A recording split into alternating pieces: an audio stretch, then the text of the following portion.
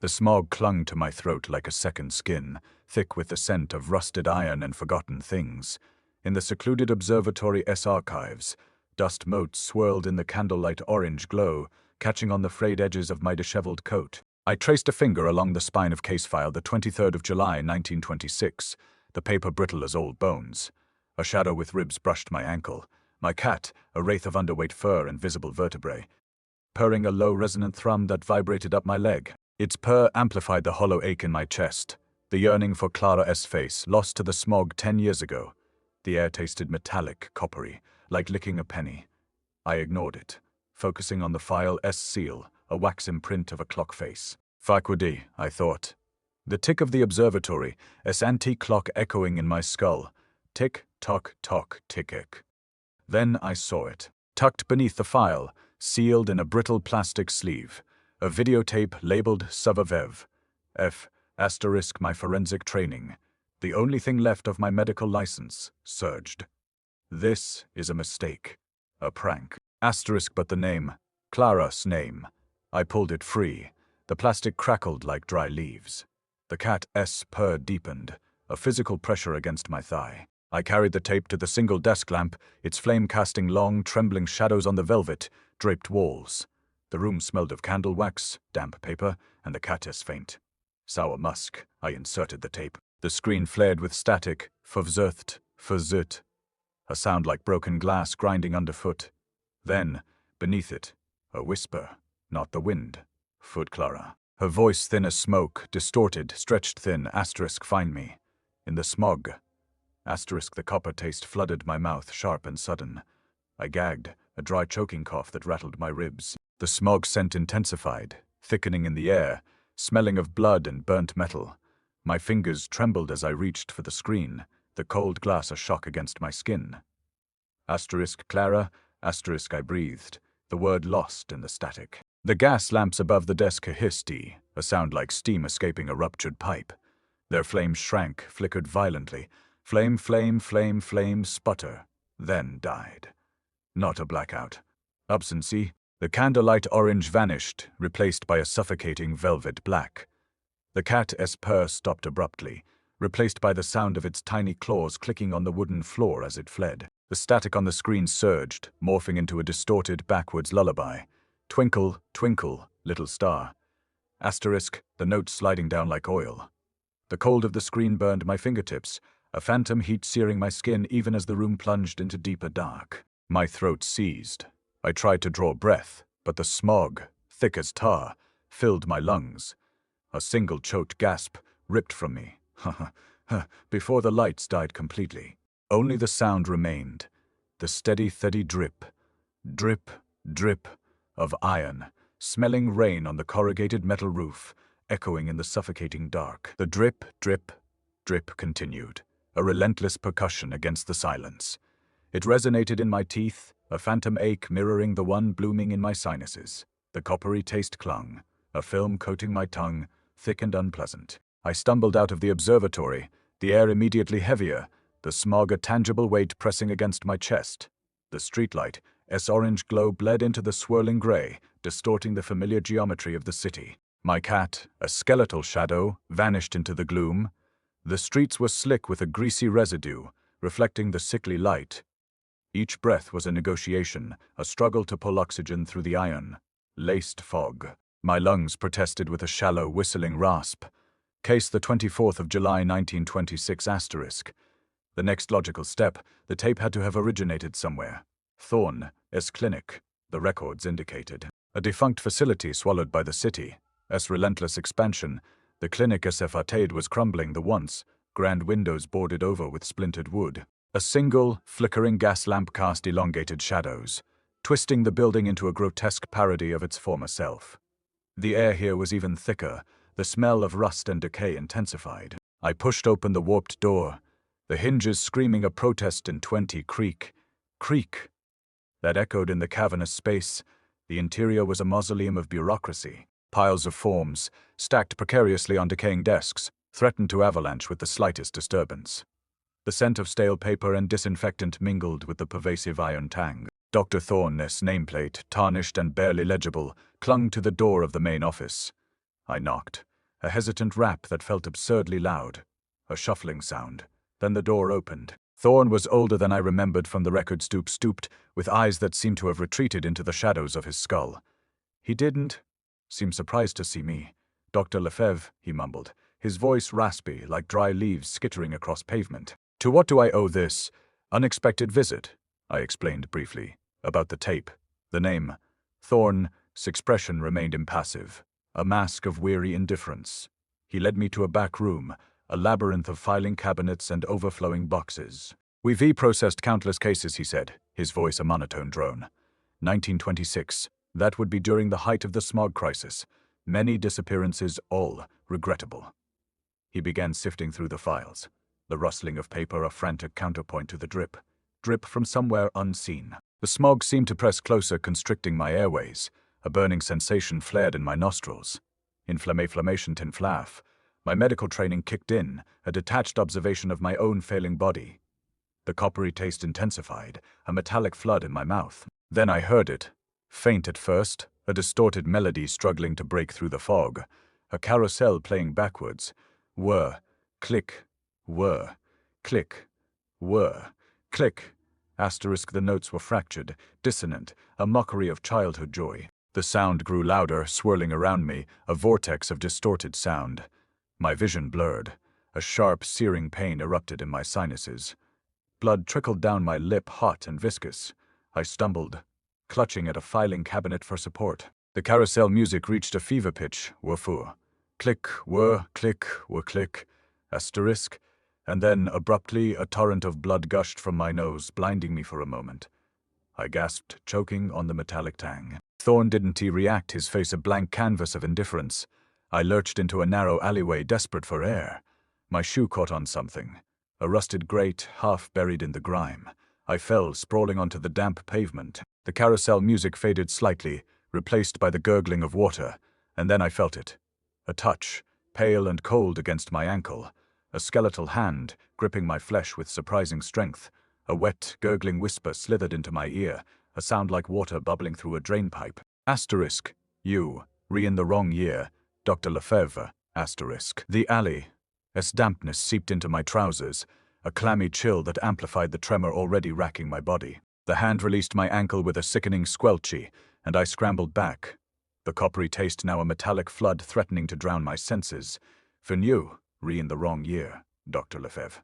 Asterisk, the words echoed, not in my ears, but in the hollow spaces behind my eyes. A phantom vibration. I pushed myself to my feet, the pavement rough against my palms. The city's orange glow seemed to pulse. A sickly heartbeat mirroring the frantic rhythm in my chest. My pulse. Fembin case, the 25th of July, 1926, asterisk. The file Thorn had been searching for. The next logical step, I stumbled back toward the clinic, the greasy residue on the street clinging to my shoes like a second skin. The office hadn't changed. The piles of forms remained, the scent of decay a suffocating blanket. Thorn sat behind his desk, seemingly undisturbed by my previous collapse. He gestured to a file, its edges brittle and yellowed. Here, case the 25th of July, 1926. Subject, Eleanor Vance. The file contained a photograph, a young woman smiling, her eyes bright. Eleanor, a pang sharp and unexpected, twisted in my gut. Yearning, it was a physical sensation, a tightening in my chest that made it difficult to breathe. The cat materialized beside me, a skeletal shadow pressing against my leg. Its ribs were stark beneath the matted fur, a macabre geometry. It began to purr, a low, resonant vibration that seemed to amplify the ache in my chest. Foofy, the amplifier. My gaze fell upon a clock on the wall. It wasn't like any clock I'd seen before. The gears spun backward, a frantic dance of brass and steel. Click, whir, click, whir, whir, lick, whir. Asterisk, the sound was subtle at first, a counterpoint to the dripping water, but it quickly grew, resonating within my skull. My heartbeat seemed to synchronize with the reverse ticking. Tick-tock, tick-tock. Tock. Asterisk, a stinging sensation bloomed behind my eyes. It felt as if sand were being blasted against my corneas, a relentless abrasion. The orange glow of the streetlight intensified, blurring the edges of the room. I blinked, trying to clear my vision, but the stinging persisted, growing sharper with each pulse of the clock. The coppery taste intensified, coating my tongue thick and unpleasant, Inflammation she. She left the clock, the cat whispered, its voice a dry rasp against the silence. The purr intensified, a physical pressure against my sternum. I leaned closer, compelled to touch it, to understand the connection. The clock seemed to hum, a low, resonant vibration that resonated deep within my bones. As my fingertips brushed against the cold metal of the pendulum, it swung forward with unexpected force, striking my temple. A searing pain exploded in my head, a white, hot flash that momentarily blinded me. Whir, click, whir, click, whir, click, asterisk the clock. As ticking accelerated, a frantic countdown to something unknown. The cat vanished. One moment it was there, a skeletal shadow. The next it was gone. Swallowed by the deepening shadows, the ticking abruptly stopped. The silence that followed was oppressive, heavier than the smog, thicker than the decay. Then, a new sound. A shattering, a single shard of glass fell, embedding itself in my palm. It was cold, sharp, and unexpectedly heavy. A crimson bead welled up, a slow, deliberate bloom against the grime of the alleyway. The orange glow pulsed, a mocking rhythm against the sudden, jarring silence. The shard in my palm throbbed, a dull, insistent pulse, mirroring the ache behind my eyes. The silence clung, a viscous weight pressing down on my chest. It was broken only by the faint drip, drip, drip, of condensation from the observatory, as vaulted ceiling rain. A relentless swift run against the corrugated metal roof, a vibration I felt more than heard. It resonated in my teeth, in the bones of my skull. The coppery taste returned. Stronger now, a metallic tang coating my tongue. My gums felt swollen heavy. Hematoma. Thorne's assessment, echoing from a memory I could quite grasp. I moved stiffly toward the nearest recording station. The floor felt slick beneath my worn leather shoes. The air was thick, saturated with the scent of iron, and something else, something vaguely floral, sickly sweet. A phantom fragrance, layered beneath the pervasive decay. The orange glow of the city bled through the grimy windows, painting the room in a jaundiced light, tender light orange she, a color that seemed to amplify the tremor in my hands. The next tape, case the 26th of July 1926, audio distortion analysis. I inserted it into the player, the mechanism whirring with a mechanical sigh. The rain intensified, a pounding 40 crash against the metal roof. It resonated in my chest, a physical pressure that stole my breath. The coppery taste blossomed, a flood of metallic bitterness. I swallowed, a dry, painful rasp. The screen flickered to life, a room, a mirror, my sister, Eleanor. Her reflection stared back, her lips moving, forming words I could hear. The rain became a deafening roar, a physical assault on my senses. My vision blurred, the orange light intensifying, bleeding into a swirling vortex. Inflammation. I gripped the edge of the console, anchoring myself against the rising tide of nausea. Her mouth moved again, a silent plea, a warning. The coppery taste became unbearable, a searing burn in my throat. My stomach churned, a violent rebellion against the encroaching sensory overload. I felt a pressure building behind my eyes, a searing heat that threatened to melt my skull. The vibrations intensified, a relentless pulse that synchronized with the pounding rain. A spasm seized my body, a violent convulsion that forced me to my knees. I vomited. A torrent of blood, thick and viscous, stained the floor. The taste was overwhelming, a metallic tide that threatened to drown me. Hyvarent cellular development, the clinical detachment I decultivated for so long fractured, splintering into a raw primal terror.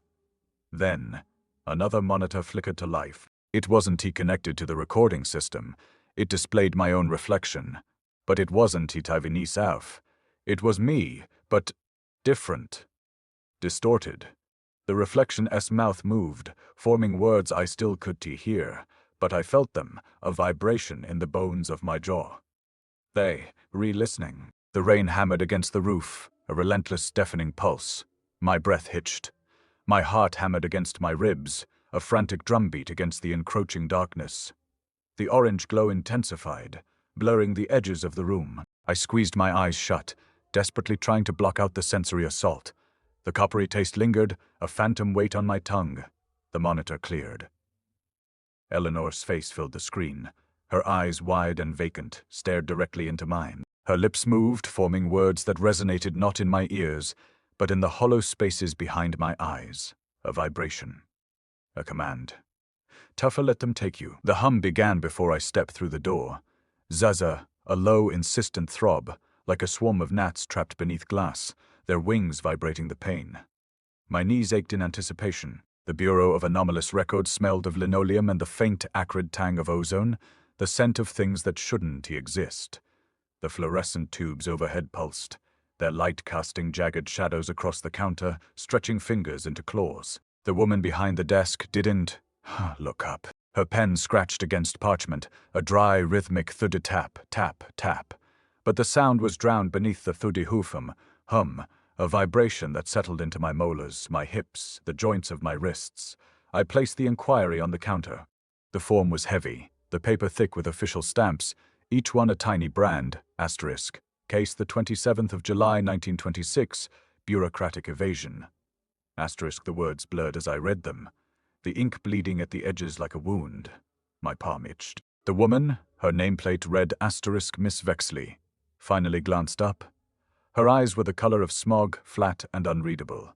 She didn't smile. She did frown. She just slid the form back toward me with a deliberate, practiced motion.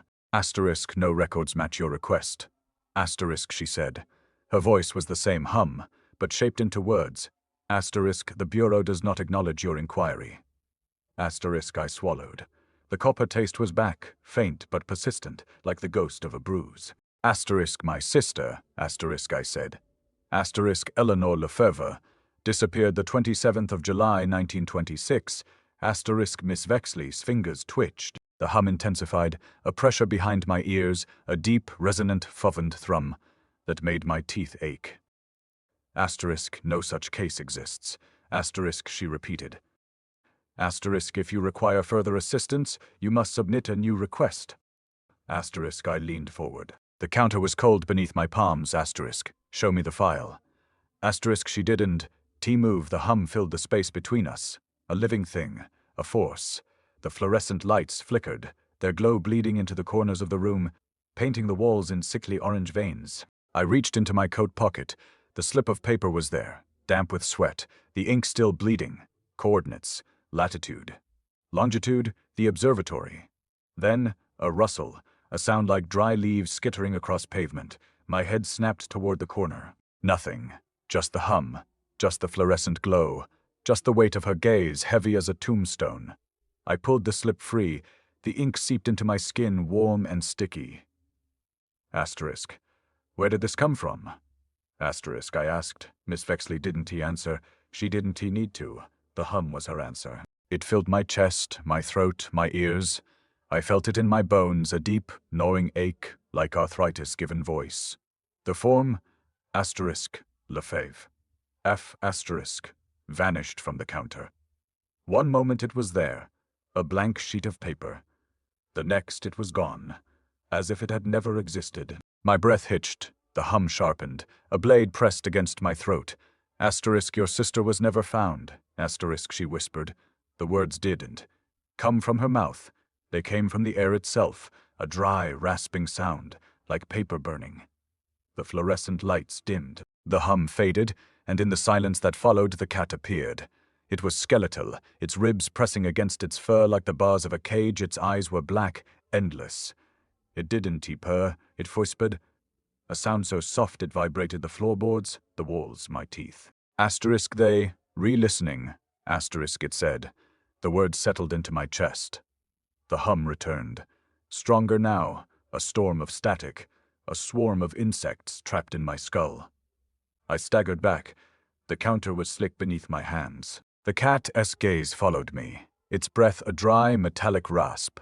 Asterisk, your sister was never found. Asterisk, it repeated. The fluorescent lights flared.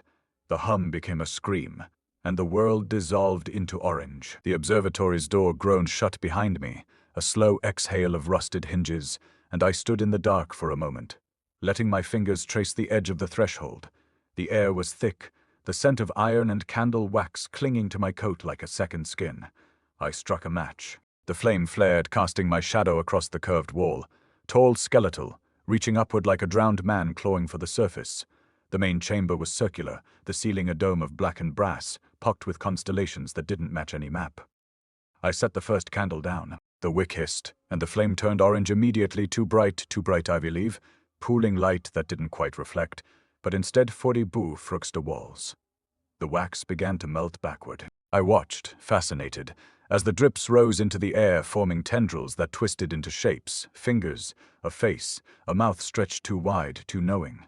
My skin prickled, not with cold, but with something electric, something hungry. I placed another candle, then another. The chamber filled with light, the shadows stretching long and velvet, swallowing the edges of the room whole. The cat was there before I saw it, a presence of vibration in the air like the hum from the bureau, but softer, deeper, resonant. It coiled around my ankles, its fur dry as parchment, its ribs pressing against my shins like the bars of a cage. "You're here," I whispered. Its purr was a low, rhythmic thrithrum, vibrating through the floorboards, through my bones. It wrapped around my chest tighter with each breath, and suddenly I was drowning. Not in water, but in sound, in the weight of Eleanor's name, of her laughter, of the way her fingers used to trace the lines of my palm. The purr grew louder, filling my skull, and my vision swam. The candle flames stretched taller, their light sharp as knives searing my retinas. I staggered, my knees hitting the chair. The wood was cold beneath me, the velvet upholstery rough against my palms. The cat's purr intensified. A foot roared now, a sound that shook the brass dome, that made the wax spiral faster, forming patterns that writhed like living things. The air smelled of copper, thick and metallic, and I tasted it too hot and bitter on my tongue. I clutched my head. The light was too bright, too brong-frong, pressing against my eyes, burning through my skull. The cat's form blurred, its edges dissolving into the orange glow, and then its eyes. They were white-hot, twin suns burning in the dark, and the purr became a scream, a sound that wasn't sound at all but a force, a pressure, a faux that dragged me under. I opened my mouth to shout, but the words dissolved before they formed, replaced by the taste of blood, by the weight of Eleanor's absence, by the endless velvet dark. And then the cat's voice was in my head, not a whisper but a roar, a chorus of 1,000 voices screaming her name. "She's waiting." The brass needles trembled in my fingers as I fitted them into the phonograph's groove, the metal cold against my palm. The workshop smelled of linseed oil and burnt copper, the scent clinging to my coat like a second skin, thicker now, heavier, as if the air itself had been pressed into the fabric. I turned the crank, slow at first, the sound that emerged not a melody but a footer tear, a carousel tune unspooled in reverse, the horse's whinny dissolving into a wet, sucking gasp, the music bending back on itself like a wound. The needle skipped, and the sound became a scream, high and thin, cutting through the smog outside like a blade. My teeth vibrated in my skull, the enamel groaning, and I tasted blood copper, thick and hot on my tongue. The cat was there again, coiled in the corner, its ribs pressing against the wood like the bars of a cage. Its purr was a low thrum, syncing with the backwards music, each vibration a needle dragging across my nerves. I pressed my palm to my ear. The sound wasn't just in the air anymore, it was inside me, a force pulling my bones apart. The phonograph's horn trembled, the wax cylinder melting backward, the music rewinding itself into silence. The cat's tail flicked, a whip of parchment against the floor, and I realized it wasn't just listening. It was sooty conducting. I stepped outside. The smog coiled around the skyscraper like a shroud, the scent of iron thick enough to taste. The carousel sat in the courtyard, its horses frozen mid-gallop, their paint peeling like old skin. The music started without warning, a backwards waltz, the horses' eyes glowing orange in the dark, their mouths stretching too wide as the tune played in reverse. The air hummed, a vibration that shook my ribs, and I realized the sound wasn't coming from the carousel at all. It was coming from mime, from the cracks in my teeth, from the cat's purr, from the way the smog tasted of blood. A horse's head snapped back. The crack of its neck was a wet pop, the sound echoing through the courtyard like a gunshot. Its eye a single, glowing orb locked onto mine, and I saw her in it, Eleanor laughing, her fingers tracing the lines of my palm. The music screamed, and my eardrums ruptured, the world folding in on itself, the carousel horses lunging backward, their mouths opening in silent screams. The cat's purr became a roar, a force dragging me under, and I tasted copper, thick and hot, filling my mouth, my lungs, my veins. The horse's head lunged forward, and the world went white. The lamplight bled orange across the steel bench, a sickly halo around the microscope. I adjusted the focus, the fine gears grinding with a drying footween click. Each rotation was a tiny betrayal, a further descent into the evidence ooze. The air in the lab was antiseptic, a clinical lie attempting to mask the rot that clung to everything. Linseed oil, formaldehyde, the faint, persistent tang of something. Older. Something like grief. The slides clicked into place. A gentle snap, almost imperceptible against the thrumming in my skull. It wasn't a natural sound. It was a distortion, a tremor in the air that resonated within my bones. Then, the whispers began. Not audible, not precisely. More like a pressure against the inside of my skull, a vibration shaping itself into syllables. Eleanor, Frederick, Eleanor, Frederick, Eleanor. The coppery taste bloomed again, thick and unwelcome. It coated my tongue, the back of my throat, a metallic film clinging to my palate. My vision swam. The orange lamplight fractured into 1,000 shards, then coalesced into a hazy, indistinct blur. I blinked, a slow, deliberate action, but the world remained stubbornly out of focus. The whispers intensified, a chorus of phantom voices swirling around the edges of my perception. I pressed my palm against my left eye, trying to steady myself. The lens felt cold against my skin, the glass radiating a faint chill. The vibrations were strongest here, a pulsing wave that threatened to shatter the fragile equilibrium of my inner ear. Lasnor. Lost Frederick. Find. Find. The words were not her voice, not exactly. They were filtered, distorted, as if echoing through a cavern of bone. The cellular structures swam into view. Red blood cells, leukocytes, platelets, the mundane machinery of life laid bare under the unforgiving gaze of the microscope. But something was wrong. Terribly wrong. The cells weren't behaving as they should. They were multiplying, dividing at an accelerated rate, their shapes twisting, contorting into grotesque parodies of their intended form, aberrant, malignant. And then I saw her. Not a clear image, not a portrait, but a fleeting impression, a ghostly overlay upon the cellular landscape. Eleanor's face, fragmented and distorted, shimmering within the nucleus of a single aberrant cell, her eyes wide and pleading, reflecting the orange lamplight like twin pools of liquid fire. A smile, frozen and unnatural, stretched across her lips. The whispers coalesced, sharpening into a single, agonizing cry. My breath hitched, the coppery taste intensified, flooding my mouth, my sinuses, a searing, metallic burn. My vision blurred further, the orange lamplight dissolving into a swirling vortex of color. The microscope trembled in my hand, the vibrations resonating through my arm, up my spine, a physical manifestation of the terror that gripped me. I wanted to look away, to shut out the horror unfolding before my eyes, but I couldn't. I was trapped, mesmerized by the grotesque beauty of the cellular landscape, by the spectral image of my sister staring back at me, from within the very fabric of my own being. The whispers became a roar, a cacophony of voices demanding answers, demanding retribution. The vibration peaked, a searing pulse of energy that threatened to overwhelm my senses. The orange light intensified, burning into my retinas. A sharp, stabbing pain lanced through my head, a visceral echo of the cellular chaos unfolding before me. I squeezed my eyes shut, but the image remained, seared onto the backs of my eyelids. A sound, sharp and brittle, ripped through the silence. A crack, like ice breaking on a frozen lake. I opened my eyes and saw it. One of the slides, the one containing the most severely aberrant sample, had shattered. Fragments of glass sprayed outward, a glittering rain of destruction. One shard struck the lens of the microscope, obscuring the image, shattering the fragile illusion. Blood.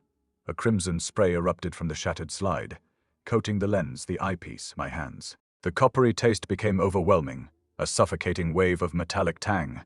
The whispers faded, replaced by a ringing silence. The orange lamplight dimmed, then vanished entirely, plunging the lab into a suffocating darkness. The shattered slide lay scattered across the bench, a constellation of crimson fragments reflecting the absence of light. Blood. The taste clung, a persistent phantom on my tongue, heavier now, almost viscous. The ringing in my ears hadn't subsided. It pulsed, a relentless hammer against the inside of my skull. I needed to isolate the signal, to understand, to hear it properly. The blueprints for the observatory's audio system were tucked away in a forgotten drawer, brittle with age. I traced the lines with a trembling finger, the paper rasping against my skin. The design was archaic, almost ludicrous in its complexity. 3D network of vacuum tubes and brass horns, intended to amplify the faintest astronomical whispers. Now, I would repurpose it. I would amplify something else entirely. The speakers themselves were monstrous things, salvaged from a defunct vaudeville theater. Their varnished wood was cracked and peeling, the cones coated in a layer of dust that tasted like despair when I brushed it away. I positioned them carefully, mimicking the diagrams, the metallic tang of the wiring sharp against my skin. The rain recorded on a phonograph cylinder was next. A pathetic drizzle captured on a summer afternoon, now destined to become a weapon. I engaged the system. A low hum filled the lab, a mechanical sigh that vibrated through the floorboards. Then, the carousel began, a distorted, fractured melody, spinning backwards, each note a discordant echo of childhood joy twisted into something alien. Click, whir. Click, whir. The rain followed, a hesitant patter that quickly escalated into a torrential downpour, all contained within the confines of the speakers. The combined sound was unsettling, a churning vortex of noise that seemed to compress the air itself. My teeth began to ache, a dull throbbing that intensified with each rotation of the carousel. The cat, a skeletal shadow clinging to the periphery of my vision, began to purr, a low, guttural rumble that resonated with the speakers, amplifying the cacophony. It wasn't a comforting sound, it was a predatory drone, a vibration that seemed to burrow into my bones. The pressure in my skull mounted. A sharp, stabbing pain lanced through my temples.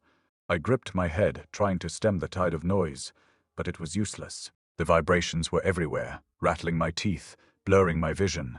The coppery taste returned, stronger than before, coating my tongue, my sinuses, a searing burn that stole my breath. Then, I heard it. Not through the speakers, not precisely, but within the noise layered beneath the carousel's fractured melody and the rain's relentless drumming. A voice, look outside.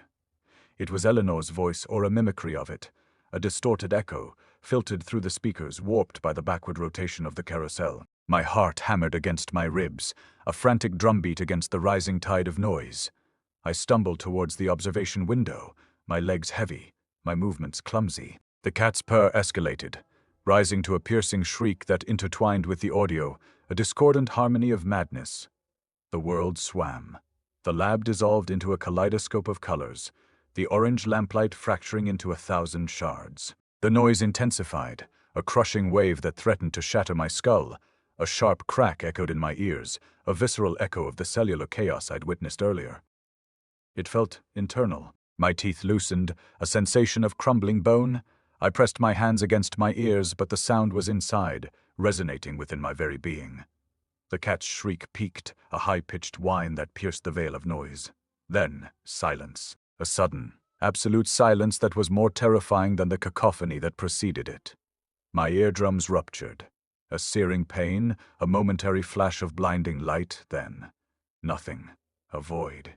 I staggered towards the window, my vision blurred, my balance precarious. The smog-choked sky was a canvas of gray and violet, and on the roof of the observatory, silhouetted against the fading light, stood a figure, tall and gaunt, its form indistinct, shrouded in shadow. A voice cold and devoid of emotion echoed in the sudden quiet. "She's not your sister." I stumble out into the smog-choked evening, the iron scent burning my nostrils as I gasp for air. The world around me is a blurred mess of grays and violets, the only sound the cacophony still echoing in my mind. The carousel's tune spinning backwards, rain pounding against corrugated metal, whispers that seem to come from all directions, and the cat's purr, now a distant hum. My skin burns where the cat touched me, a searing pain that spreads like wildfire as I move. Every step feels like a betrayal, my legs heavy with an unseen weight. The sounds around me begin to merge into a single blinding wave, a crescendo of sensory overload that threatens to consume me whole. I feel it building, a pressure in my skull that is going to burst at any moment. My vision begins to tunnel, the edges darkening as if burned by an invisible flame. As I stumble forward, a figure coalesces before me. My sister's spectral form, her eyes black as coal, her skin deathly pale. But it is not just her behind her. The eldritch being takes shape, its presence marked by a distortion that is audible as a deafening buzz. The sound is like nothing I've ever heard, a shattering of glass and metal, a screaming of tortured wood, all blended into a single, ear-piercing note. I reach out to her, my hand trembling with a mix of fear and longing. My fingers seem to move through the air as if underwater, slow and uncoordinated. But just as I'm about to touch her spectral form, the cat's final whisper cuts through the chaos. "Let go." The words are like ice picks in my brain, piercing and cold. My hand hesitates, hovering inches from my sister's ghostly cheek. The eldritch being looms closer, its buzz growing louder, more intense. I feel it vibrating through every cell of my body, a sensation that is both exhilarating and terrifying. My skin crawls with an otherworldly energy, as if the very fabric of reality is unraveling before me. The world around me dissolves into chaos, colors bleeding together, sounds merging into a single deafening roar. I feel myself being pulled apart, my consciousness fragmenting like shattered glass. And then, in an instant, everything goes silent. The smog seems to swallow all sound, leaving only an oppressive stillness. My hand vanishes into the smog, disappearing as if swallowed by an unseen void. I'm left standing there, frozen in terror, as a whisper echoes back, "You were never found." The words hang in the air like a challenge, a cold, hard truth that threatens to consume me whole. And then, there is nothing but silence, a vast and endless expanse of grey that seems to have no end.